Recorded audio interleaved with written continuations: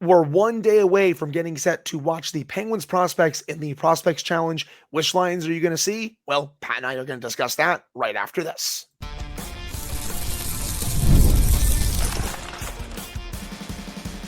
You're Locked On Penguins, your daily podcast on the Pittsburgh Penguins, part of the Locked On Podcast Network, your team every day. Hello and welcome back to another episode of the Locked On Penguins podcast. I'm one of your hosts, Hunter Hodes.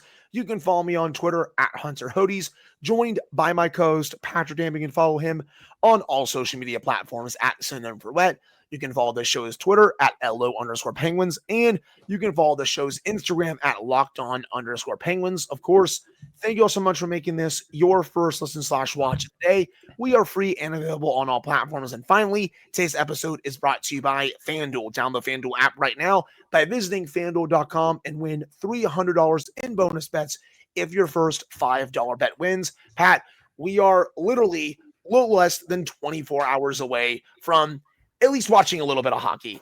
It's a glorified exhibition tournament, but I still want to see how the top Penguins prospects do because the Penguins will kick off the Prospects Challenge on Friday, 3:30 p.m. start time against the Boston Bruins prospects, and then they'll play the Columbus Blue Jackets prospects on September 14th, which is Sunday at the same time, 3:30. So if you want to catch that at the end of the Steelers-Seahawks game, go ahead and watch that. And then they will finish it up by hosting the Sabres, or not hosting the Sabres, by playing the Sabres, who are hosting the tournament, I should say, on Monday at noon. All three games will be streamed on the Penguins website, free of charge. You don't have to go to Stream East. Rest in peace to that website, by the way. You can watch all the games on the Penguins official website. And Pat, courtesy of Taylor Haas, great reporter for DK Pittsburgh Sports, shout out to her. She put some of the line combinations that some of the Penguins prospects were practicing on during the practice session today in Cranberry before all the prospects head up to Buffalo for the Prospects Challenge. And there's some pretty intriguing lines here. There's one in particular that I want to start with because I kind of hinted at it in my column today for the Hockey News. I wrote this before these lines were made, and it was the possibility of Cale Dach playing with Ben Kindle because they are going to be teammates this year in the WHL for the Calgary Hitmen. Cale Dach was really good in the BCHL last year. He's playing this year in the WHL. Then, of course, he's going to go to Penn State. And I wrote that I want to see if we get some of that because I think they're going to play together in the WHL this year. They should. I think those are obviously Kindle is the best player on his team, in my opinion. But I think Dach has the potential to be also really good. And it looks like hopefully we are going to get that. They were on the same line today. Dach, Kindle, and Avery Hayes. So really excited about that. You also saw a line of Tristan Brose and Ville Koivunen. We talked about Koivunen a bit yesterday, why we want to see him dominate this, even though he probably shouldn't be here. But again, Pat, that's the one thing I want to start with is Dach and Kindle. I really want to see if they have some chemistry here, because if they do, could be a special duo in the WHL this year where maybe they could even light up the league together. No time like now to start working on that chemistry. And it works twofold. Like you said, they have a chance to light up the WHL together, and you know that they're not going to get to practices in the WHL at least for another about a month or so, just because of how NHL training camps work. A lot of guys are going to be getting their first taste of NHL training camp action before junior leagues open back up and those guys get sent back. So you don't expect to see them, at least I don't, very long in training camp in a couple of weeks. They might get a day or two to get familiarized with the Lemieux complex and PPG Paints Arena and have some meetings with hockey operations and development staff, and then they'll be sent on their merry way back to their junior teams. But it's a good place for them to start, to get a little familiarized with one another's tendencies, the way they play. And then you can see what they do in game action together against better competition, because you're going up against top prospects for a couple of different organizations. So it's a good jump start for them. I look at the Hayes, Brose, Koivunen line, and I see that as a we're watching you kind of line for the organization. Obviously, we know Koivunen is more than likely NHL ready and is probably going to be on the team out of camp. Brose is going to be somebody I think they keep an eye on throughout the season. They see how he's doing in the AHL, and if they want to give him an opportunity to play in the NHL this year, they're kind of looking at that line and going, let's see what you got here. And if you put together a nice little performance at the Prospects Challenge and have a good camp, you might be one of the first players we bring up from the AHL this year. So that to me is very interesting. There's another, this isn't a forward line, this is defenseman pairing that I saw today. And I'm trying real hard, Hunter. I'm trying real hard not to put the cart ahead of the horse here. I know which one you're going to say, so just say it. Neil Pieninemi and Harrison Brunick on one pairing together. And Brunick talked to Haas today, and that's a motivated man. I will tell you, this kid, and I know a lot of people will say that and go, well, what else do you expect him to say? But a lot of confidence and a lot of motivation for him. And given the state of the Penguins defense, he puts up a good camp. He could force him to stay. And he's got to have a 5-star camp, but the way the kid's talking, the way he played last year, I'm curious to see what he does in the tournament and then what he does at camp.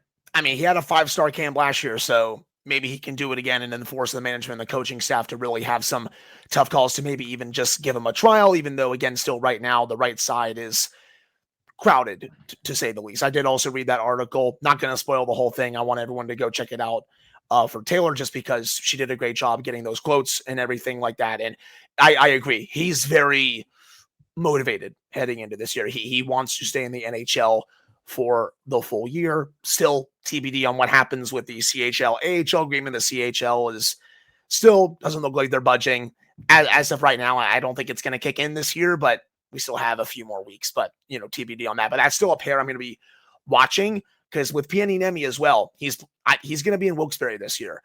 We talked about it on Wednesday. I could also see him potentially being, a call-up at some point during the year. May not be like the first one on the left side defensively, but maybe a little bit further down in the pecking order if there's some injuries, or maybe if he's just lighting up Wilkes-Barre, for example. I could see being like, hey, we're going to reward you just as you keep developing, and maybe we can give you a brief stint in the NHL. This type of tournament is a much better way to evaluate these type of prospects. Like, even during development camp, a lot of those are just glorified practices. Even the scrimmages, I don't think everyone is going super hard. It's fun to still recap it, like, oh, this player made a cool play, but during these games, you're going to see these players, I think, go 100%.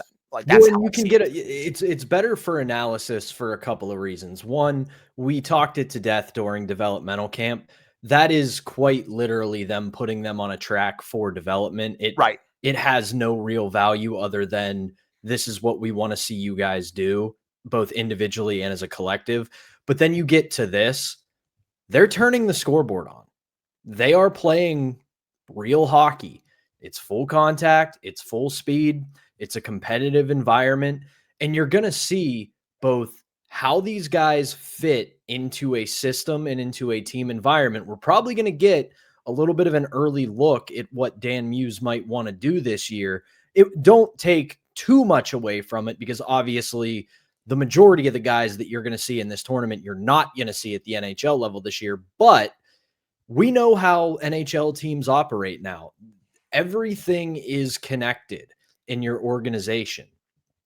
You're running, if not the exact same, a very similar system in the AHL, a very similar system in the ECHL. That way it's all uniform. When you get to the NHL, you know what your role is and what is expected of you. So you get a better chance to evaluate both how these guys fit into the system and what they're going to do within a team environment and how they're going to work in that environment over the course of a season or wherever they end up. So like you said, development camp, it's basically just workout sessions with a little bit of hockey sprinkled in. We're getting a lot closer to the real thing when you get to the Prospects Challenge. Well, yeah, I mean, these are legit games. You're going to see the players go 100%. During development camp when I was there, it was cool taking some videos of, Harrison Brunick doing his things. I didn't get this on video, but, Kale Dock had a nasty between the legs pass for a really good scoring chance. And yeah, that's cool. But now we get to see these players, go 0 to 100 during games here. And then you're going to carry that over into training camp, Pat, where everyone is going to be trying during that as well. You could really start making some statements like, this player is developing nicely, or, they might be something here, or another player where Haven't seen enough during camp yet. So these two things coming up, especially the prospect challenge here and then training camp, that's what you're really going to be looking at for a lot of these young prospects. But that will do it for this first segment. Coming up in the second segment, a former Penguins head coach has officially announced his retirement, and Pat and I are going to discuss that right after this. But before we get to that, we have to tell you all about our first sponsor, and that is Monarch Money.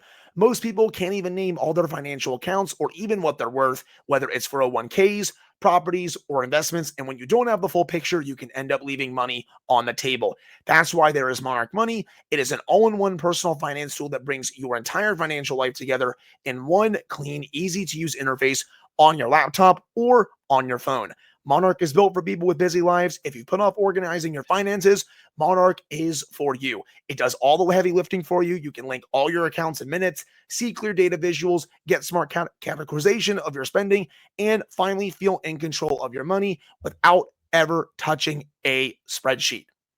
Don't let financial opportunities slip through the cracks. Use code LOCKEDONNHL at monarchmoney.com in your browser for half off your first year. That's half off your first year at monarchmoney.com with code LOCKEDONNHL. All right, we're back here in this episode of the Locked On Penguins podcast. I'm one of your hosts, Hunter Hodes, joined by my co-host, Patrick and Pat.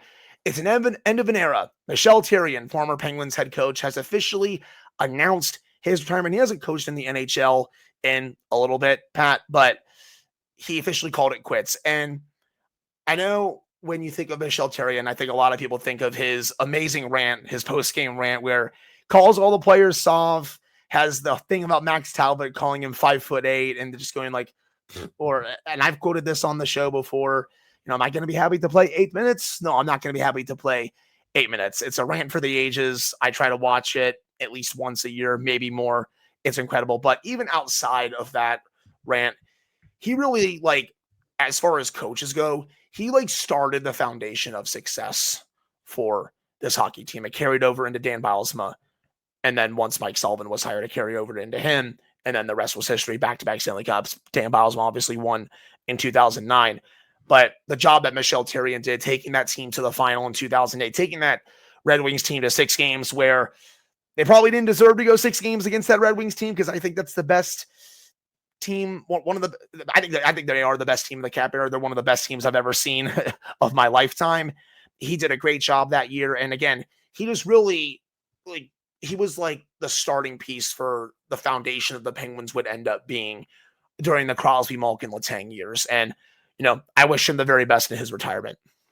Hunter, I really think you try to be the worst defensive podcaster on the Locked On Network. And you're doing a great job at being the worst defensive podcaster on the Locked On Network. No, but dude, I am right there with you.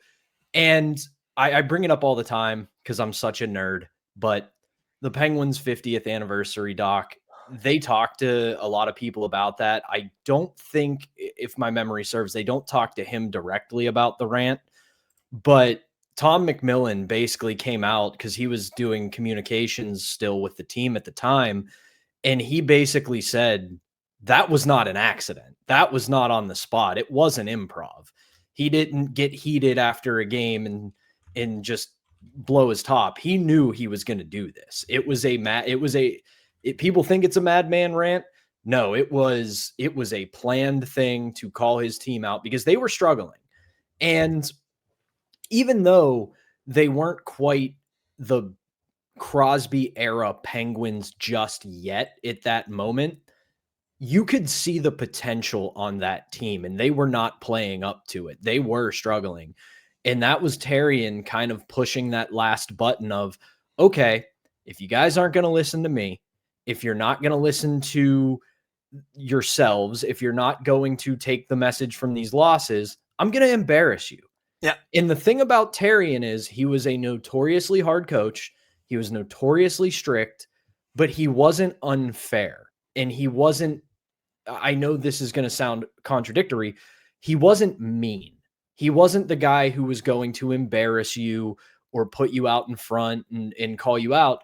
unless he knew it served a purpose, and it rarely ever happened. That rant was the moment for it to be the rare moment when he could do it, because essentially he was like, all right, I know these guys are going to figure it out. This is how I'm going to do it. The other thing, like you said, he set the foundation, and it flies under the radar because of how successful the Penguins have been for the last 30 some odd years. He's the fourth most winningest coach in the Penguins history. 135, 105, and 32 from 06 to 09. He really did begin this era. All the love in the world to Eddie O. He was in over his head, and it was a different era of the Penguins where they just were trying anything and see what would stick. And then Therrien comes in. He gives this young, talented, potential-filled team more structure, teaches them how to play a professional game. And like you said, yeah, they flew through the 2008 Eastern Conference playoffs, but they were not ready to be champions yet. They leaned a lot on their own talent in the Eastern Conference field. They were just better than the three teams that they played. The Red Wings, however, that was where he showed them you have to be willing to play 200-foot hockey against the truly great teams, or you're going to get run over. He started the process of getting that team to learn how to win again. I think that's the best way I can put it. And then Dan Bylsma was able to finish it off when he took over. And then they won the Stanley Cup in 09. And then, obviously after that, they won the other two with Mike Sullivan. But I really do feel like he kind of, he started the process of getting that team to learn what it takes to win. You remember during the 06-07 season, they get to the playoffs. Everyone is stoked. You go up against a damn good Senators team, and they just bully the Penguins right out of the building. Like, oh, you made the playoffs? We're going to show you what playoff hockey is all about. Penguins took that wound. They kind of festered inside them, and they come out the next season, and they just run through the Eastern Conference. But they still weren't ready to be crowned champions yet because they went up against a true championship team.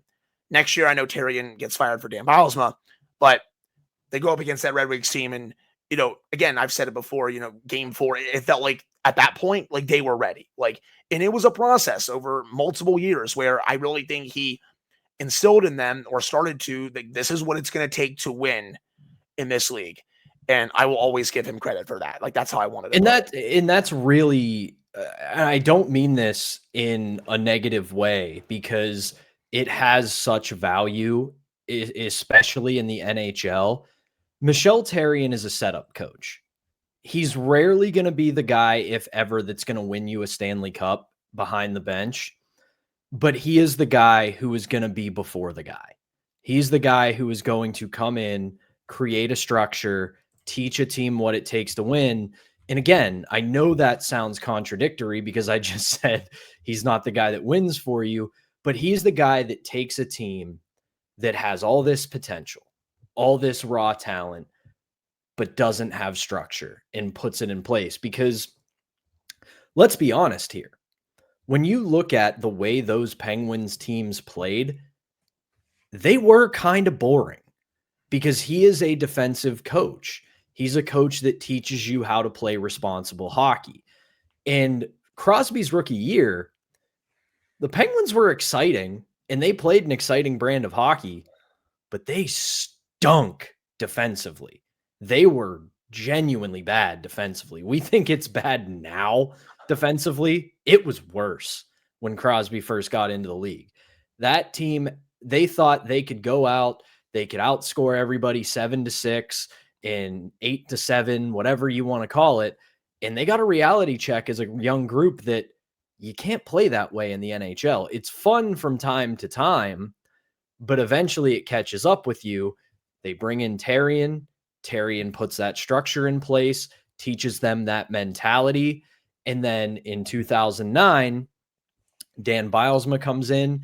And at the time, it was the perfect middle ground of, we're not going to totally sacrifice defensive play, but we're going to take the shackles off a little bit, and we're going to play good, solid, fast hockey, but not at the expense of defense. And what do you know? it worked. They won the Stanley Cup. They beat the Red Wings in 7 games, and the rest was history. So, again, thank you, Michel Therrien. Wish you the best in retirement.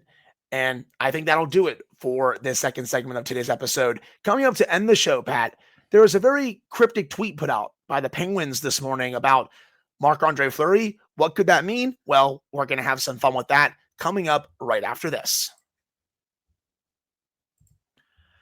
But before we get to that, we have to tell you all about our final sponsor, and that is FanDuel. The NFL season is here, and FanDuel is making sure you're ready for kickoff with a can't-miss offer. Right now, new customers can bet just $5, and if your bet wins, you will get $300 in bonus bets to use across the app. I love using FanDuel because it fits however you like to bet. Player props, building a same-game parlay, or even just jumping in live as the action unfolds. It makes every game more exciting, whether you're watching your team or just keeping an eye on your fantasy lineup. It's also quick, easy, and the best way to add a little more energy to Sundays. So, are you ready to play? If you are, download the FanDuel app right now by visiting FanDuel.com to get started. That's FanDuel.com to place your first $5 bet.